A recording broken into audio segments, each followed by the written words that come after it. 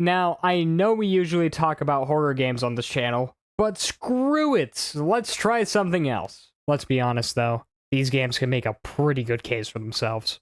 Arc System Works has been doing wonders in the fighting game community recently. I mean, they have always done well, but nowhere near the level they are right now. So let's see how they have evolved over the years, shall we? Through the course of this series, we are going to go through every single available Arc System Works fighting game. So welcome to the Anime Fighter Rabbit Hole! Before we start though, let's set a few ground rules. First of all, since Arc System Works has a habit of releasing updated versions of the same game, we will only be talking about the most recent iterations for the most part. There will be a few exceptions, of course, but I seriously doubt that we want to go over all 6 versions of Guilty Gear X2. Second rule, unfortunately the game has to be currently available. So as much as I would love to talk about the basketball combos in Fist of the North Star, we won't be. Unless we want to do that in the future, that is. Now then, what's a better place to start than with Arc System Works' favorite child,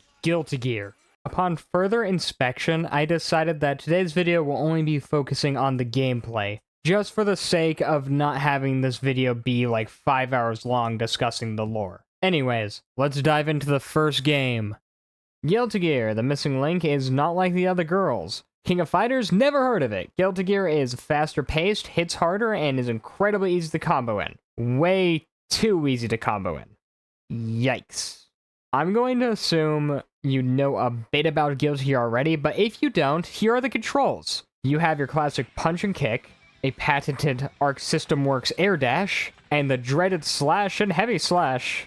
The slash buttons are your main damage dealers, and for the most part are weapon attacks. The other thing to note is that Guilty Gear is more attack-heavy than most fighters, especially at the time of its release. It rewards you with an insane amount of meter just by simply walking forwards, and punishes you if you don't approach for too long, like a coward, by completely removing your meter altogether. The punishment for blocking too much is even more hardcore in later games, trust me. Guilty Gear uses the Gatling engine, which means that you can just hit buttons and do an insane amount of damage.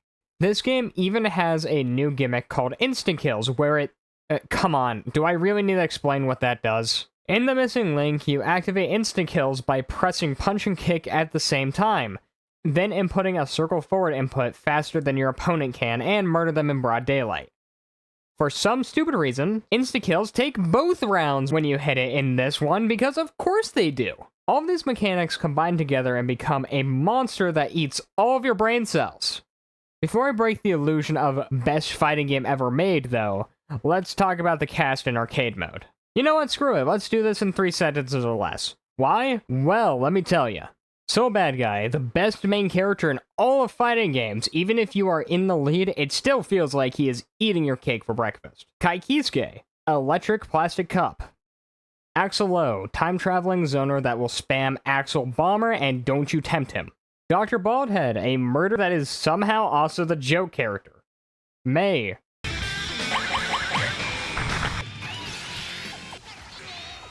Chip Zanoff, the resident ninja character that dies in 2 hits. Please, just let my man Chip again, Arc System. Milia Rage, the assassin that will combo you into oblivion. Seriously, never doubt the Milia players. Zada 1, the puppet character that just deserves to be happy, man. Cliff Anderson. Potemkin, the funny soldier man that will Potemkin bust all over your face many times in your Guilty Gear career. Testament, I don't know why, but Testament goes from one of the main villains to having one of the saddest stories in the franchise. Justice, the boss character, I hate her more than a certain man from Umpqua, Washington loves horses. Now, on to the arcade mode. It is a very standard arcade mode, actually. You fight through the entire roster, then get some story. Beat the admittedly rough mini-boss Testament, then on to the final boss.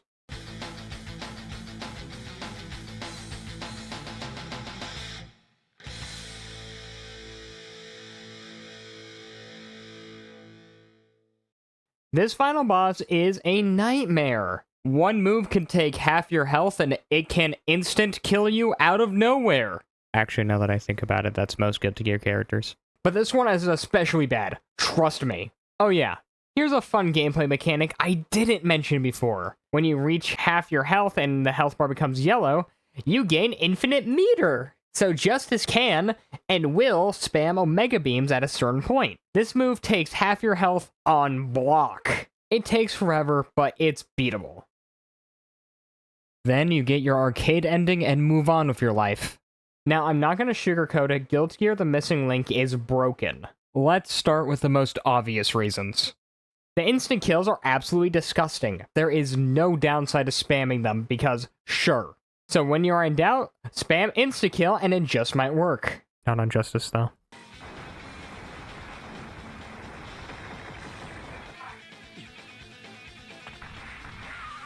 Next up, everyone's favorite fighting game features, infinites. Now, I know a lot of people will say that if a fighting game has an infinite, it's already a bad game, and I disagree heavily. But that being said, it does not help the game at all in this case, because, yeah. An easy way to do an infinite is to use the taunt button, actually, because some special moves charge up and do ungodly amounts of damage after you hold the taunt button and whatever input your character has for it. But why bother charging when you can keep canceling out of it in one frame to make an actually stupid combo with barely any actual efforts? Granted, almost every character has one, so that makes it fair. I don't know, man. There is more. But let's wrap this up before I have an aneurysm. Guilty Gear The Missing Link tried something no other fighting game did before, for better or worse. So I applaud it for that. But it still needed a lot to fix the problems it had. I can't bring myself to hate it though. It's still an extremely fun and weird experience to mess around with.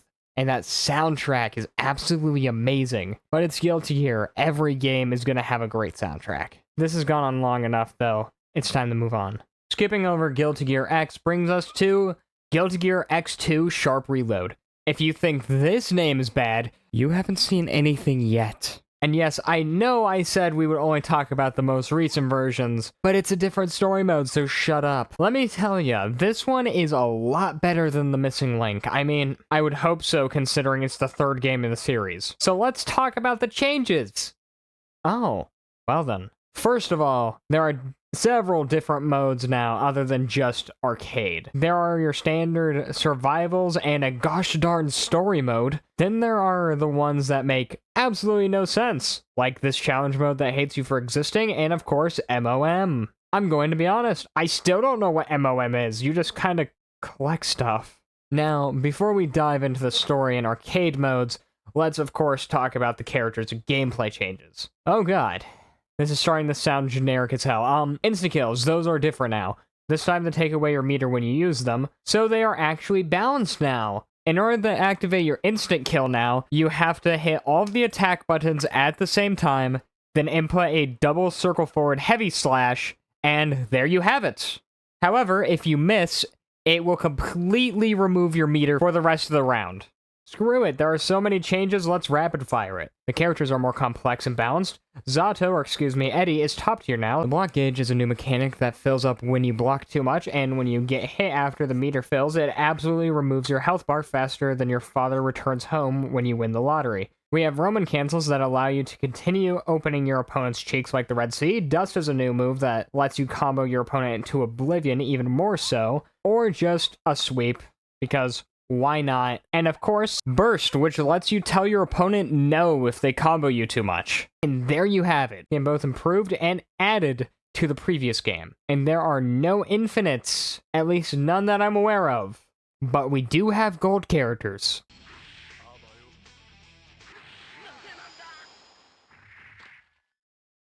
That being said, it's still one of the most insane fighting games I've played. It has aged a little bit, though, especially because this is not the most complete version of this game, but we will get there. Okay, let's talk about the characters.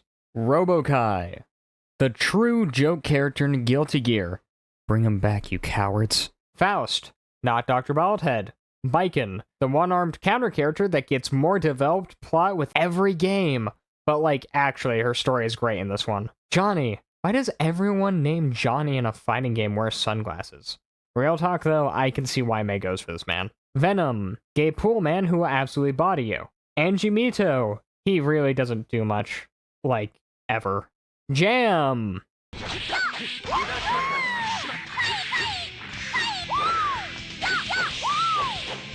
Dizzy. Dizzy is the daughter of Soul and Justice and a very nightmarish zoner to deal with at times. Not to mention this fact that I will bring up once and only once, is that Dizzy is 3 years old. Remember that one for the lore videos, folks. Slayer. He will destroy you in every single game. Briglet. Brisket uses a handy-dandy yo-yo and a bear to make you hate life. And oh god, what happened to your face? Zappa. Zappa has several different ghosts, all of which, with a specific gimmick, he gains a straight-up stand when he gets off his magical balls, and boy do I hate fighting him. Eno. A time-traveling witch that makes Justice feel like a fair boss at times.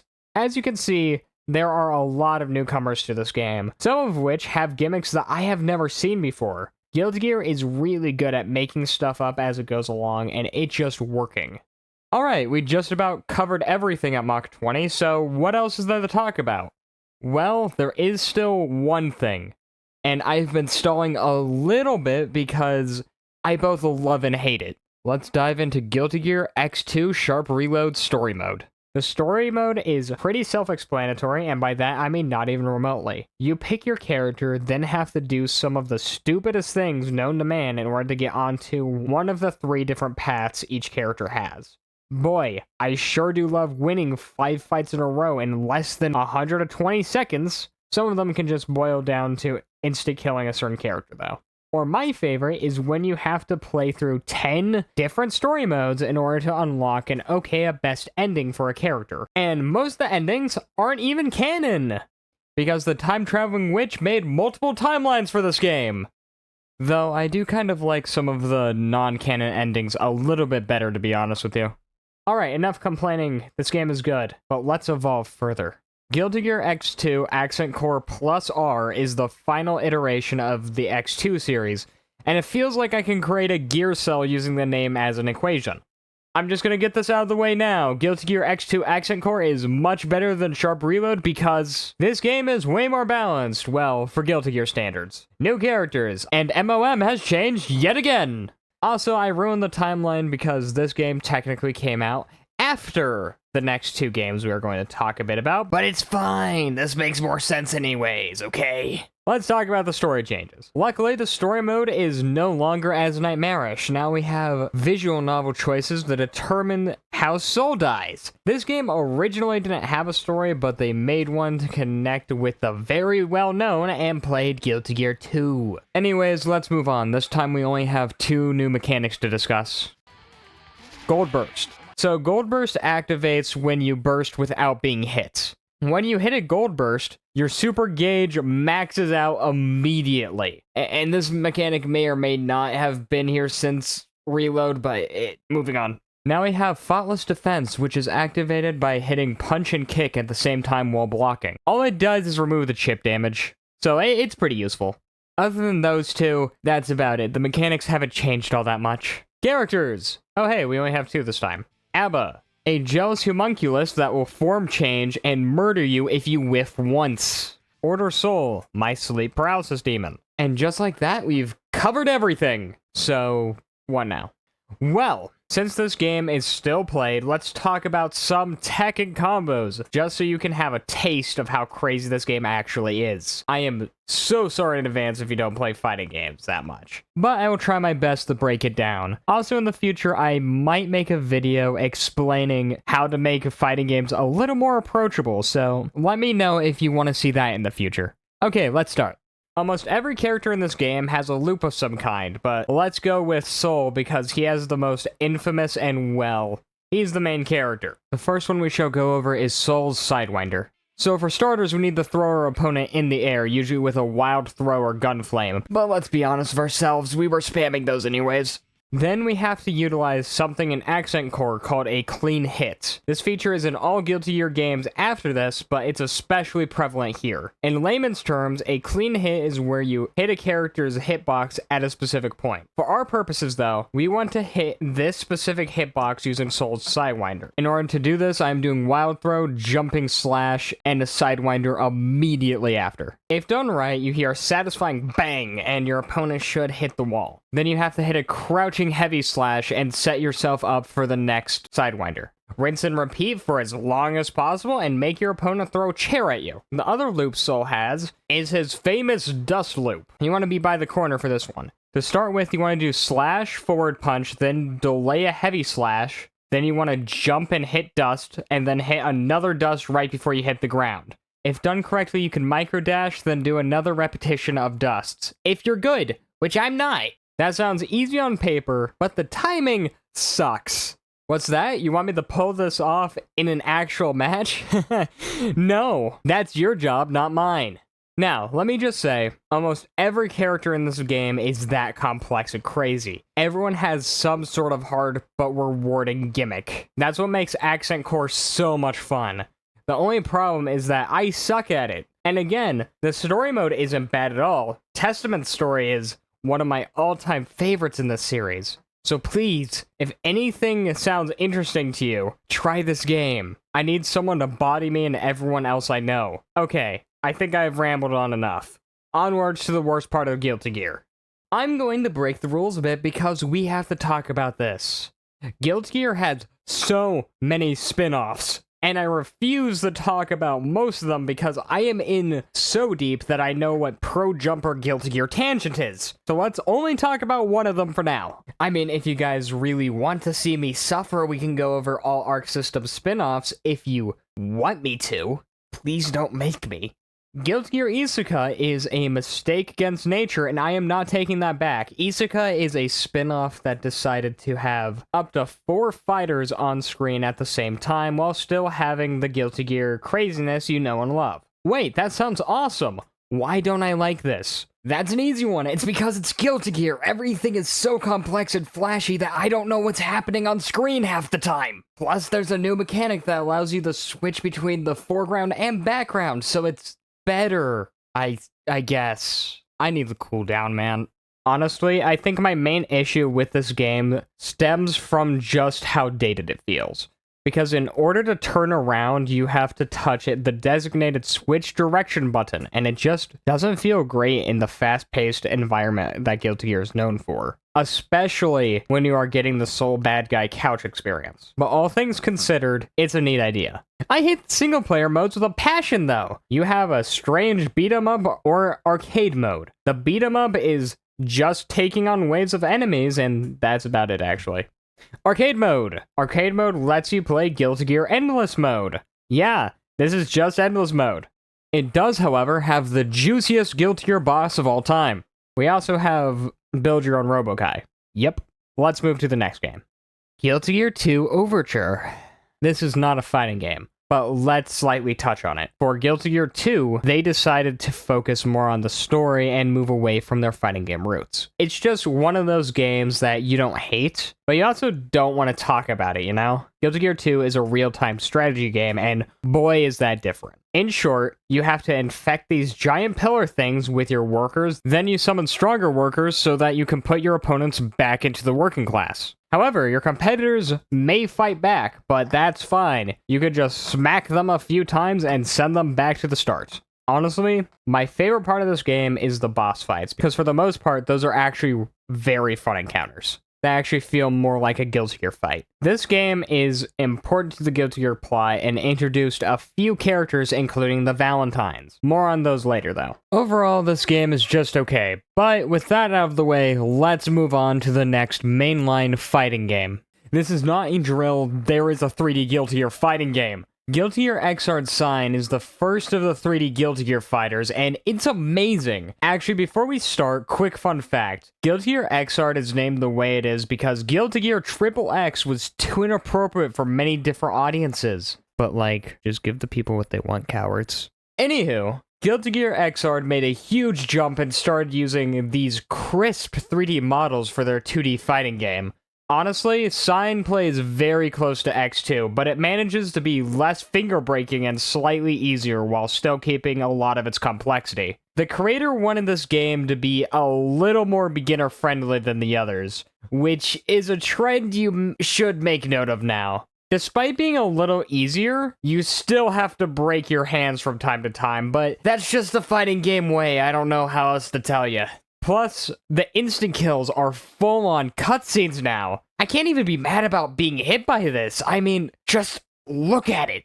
Before we talk about everything else this game has to offer and all of that jazz, I will just let you know now that I will talk more about the characters when we go into Revelator, so we have more than 2 characters to talk about. Also, this is the first Guilty Gear game with DLC, so that's gross. And yes, we are going to be talking about Rev 2 because my general rule of thumb is different story mode, different game. Once again, we have a few new mechanics to discuss. We now have Blitz Shield that repels attacks, and let's be blunt, you were never going to use this. And I'm gonna be honest, I didn't even know about it. Another change is we have a clash system that can take us into the very painful danger time. You can straight up just lose a game no matter how far in the lead you are, because it removes the damage scaling among other things. This is just how the creator Papa Daisuke intended it to be.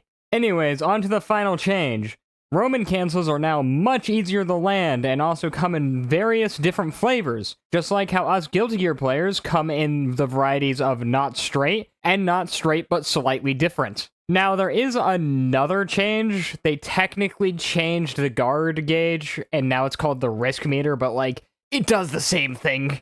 Okay, moving on. We still have your standard Guilty Gear single-player modes, but this time we have nightmarish combo trials that you can spend a while on and never use them in an actual match. More importantly, though, there's another change to MOM. I now have even less idea as to what is happening. We have a full-on character tree now. Alright, it's arcade time! We go through a classic arcade ladder, but this time, each character's arcade ending actually acts as a prequel to the game's story mode, which threw me off very hard when I first went through it. Also, the final boss fights of this arcade mode are no longer BS, and I kind of miss losing the Eno if I'm going to be honest with you. So, that begs the question, is the story mode anything like X2? No! It's an entire visual novel with anime cutscenes, which is a confusing change, but I kind of like it. We're able to learn more about the Guilty Gear story without the characters just kind of being there once and then immediately slapped out of the story. Plus, we get to see more of the character's ridiculous canonical strength. Like, seriously, what is a soul? The story mode also introduces a new Guilty Gear villain, which I both love and hate. It's a mixed bag for me, because they started to move the story in an entirely different direction, but I do enjoy where it went, all things considered. Guilty Gear Xrd Sign is amazing in almost every way, but something just felt off to me, and I don't know why, because every character is able to do their gimmick and then some, but I don't know. It just didn't feel quite right to me. Actually, speaking of not quite right, Sign had an English dub, which wasn't actually that bad, but some of the voices were definitely better than others. You claim Zato, our lead leader, has been brought back to life. Fine, but I need proof. Yep, and they completely removed it in the sequel, though that was mainly because of time constraints and budgets. Anyways, back to the game. Overall, it's just good, but could have been a little more. So let's evolve. Wow, I'm somehow adding less than nothing with this video. Guilty Gear Xrd Revelator 2, the best Guilty Gear game in the series in my objectively right opinion. This game is signed but improved so much they are technically different games. It added that little bit it was missing and then some. It just feels more complete, you know? They also added the new mechanic Hellfire, which activates in your gut state and makes your supers do more damage. I just now realized I forgot to explain Guts. Guts is especially prevalent in Xrd. It's your actual health bar. When you get to the bottom part of your health, you start taking a lot less damage, and I mean a lot. It's just helpful, and every character is slightly different when it comes to it. On another note, aside from the gameplay, the story mode follows the same format as Sign, but takes place directly after it. It's also a fun story mode to watch. Okay, without further ado, let's talk about the Xrd characters. Sin Kisuke, the son of Kai and Dizzy that will make you hate everything. Bedman, my man will not be afraid to put you in some of the worst, most deranged combos you have seen in your life. Leo Whitefang, the resident gorilla. Every time there is a Soul versus Leo match, there is not a single thought running through their heads. It's truly terrifying. Answer, does anyone actually play him? Like, are there any Answer players around? Jacko Valentine, Oh god, remove us as a Guilty Gear 2 reference. Elphelt Valentine. Trust me when I say, she will destroy you. She is the most hated character in this game, and that's why I respect Elphelt players. No bias, though. Ramlethal Valentine. Okay, real talk for all of the people who are extra thirsty for this Tekken combo monster. Just remember, you are not getting the sweet Strive Ram, you are getting this. Okay, now I know how you're gonna respond, and don't. Come. Beyblade. Raven.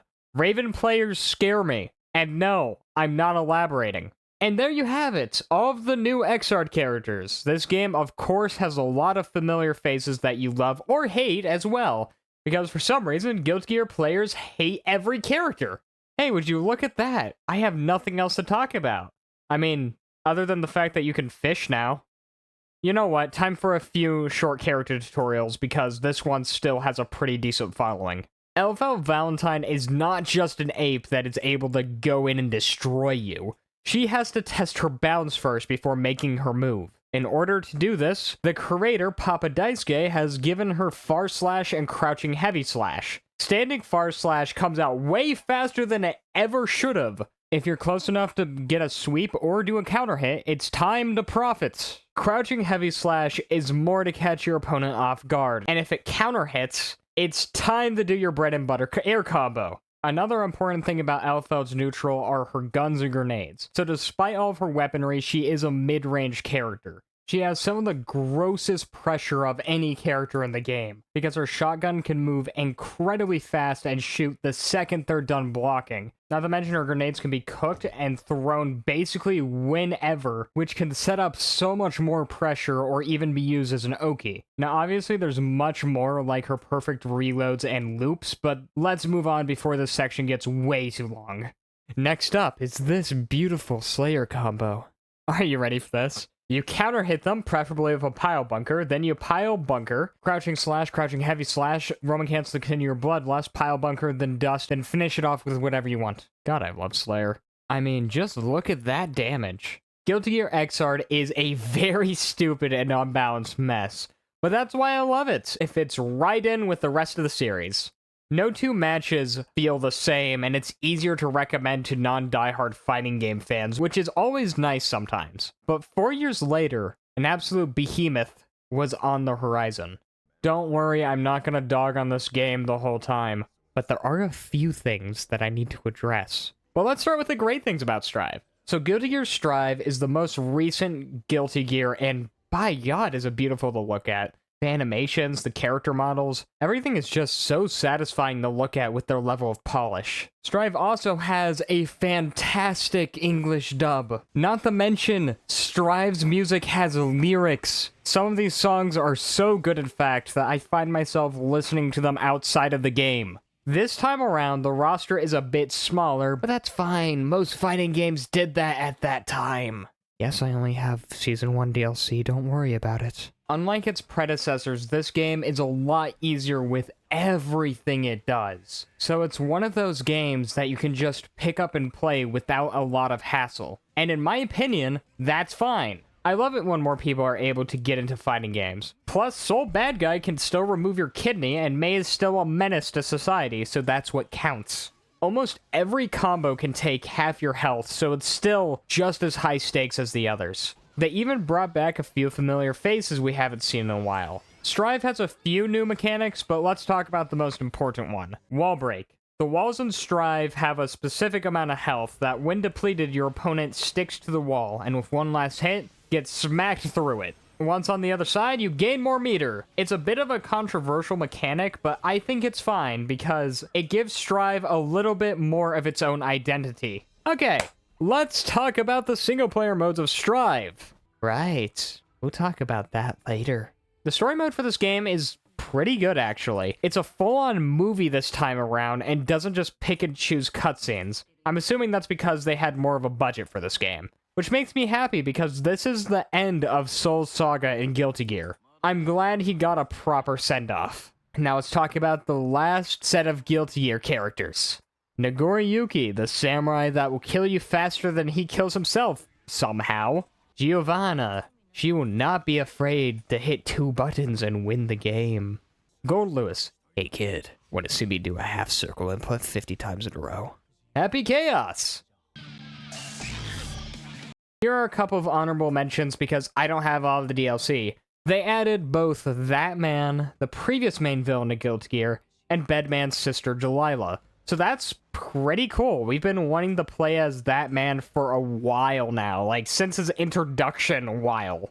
So with all of the good, why have I been so hesitant about this game? Well, there are a few reasons. First of all, there is almost no worthwhile single-player content. They removed almost all of the previous single-player modes, including MOM, which, like, I understand why, but come on, man. The arcade mode is also pretty lackluster in my opinion, because outside of the DLC, the endings just aren't really worth it, and even the DLC character endings are just okay at best. Now, granted, that's not just a Guilty Gear issue, but it still bothers me. They also removed instant kills in Strive, which was a series staple, but I can kind of see why, considering there is a really high bar to reach when comparing it to XR. Not to mention, they might add them in a future update, but I wouldn't hold my breath at this point. My main issue, though, is that they went too far with simplifying things. Several characters just feel completely different and watered down compared to the rest of the series. Even Happy Chaos, one of the more complex characters, doesn't actually have as much as you would think. None of the characters have that super crazy flair that Guilty Gear is known for. One of the examples that I can think of off the top of my head is they removed Soul's Dragon install, and that has been here since forever. But with that being said, it introduced many new faces into the fighting game genre, and is still very fun to play from time to time. I do like that it paved the way for more fighting games to be a bit more friendly to new players, but I'm concerned it might get a little too friendly in the future if that makes any sense. However, if you somehow haven't already, I would recommend giving it a chance because it's still getting DLC to this day, because it's by no means a bad game. It's just not for me. Wow, this video is getting long. We have to wrap this up really quick. Here's the only tier list that matters. Next time, we are going over Guilty Gear lore, then more of the lesser-known Arc System titles. So watch out for that. Oh yeah, and make all of your comments especially deranged for this video. And subscribe if you want to. I will see you soon. Goodbye.